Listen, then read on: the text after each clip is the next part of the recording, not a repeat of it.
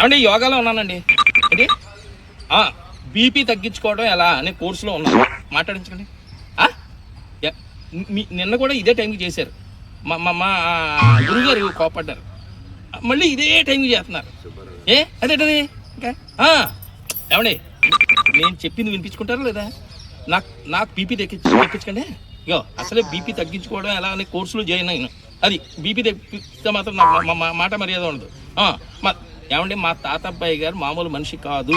80 ఏళ్ళు దాటిన వ్యక్తి, 90కి దగ్గర పడుతున్నాడు. అయినా సరే మా అందరికీ కూడా శ్రద్ధాభక్తులతో నేర్చుకోండి అయ్యా, ఆరోగ్యమే మహాభాగ్యం అని చెప్తున్నాడు. బీపీలు షుగర్లు ఇవన్నీ లేకుండా ఉండాలంటే ఎక్సర్సైజ్ చెయ్యాలి అని చెప్తున్నాడు. మేమందరూ కూర్చున్నాం. కరెక్ట్గా ఏదో పెద్ద పని ఉన్నట్టు పుడింగిలో గారు నాకు ఫోన్ చేస్తున్నారు. చేస్తే అది మొత్తం డిస్టర్బ్ అవుతుందా లేదా?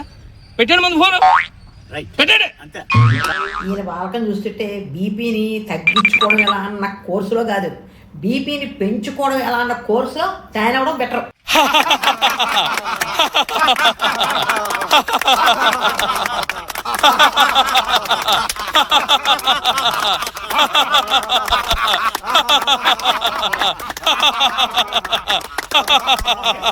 నవే జనా సుఖినో భవంతు.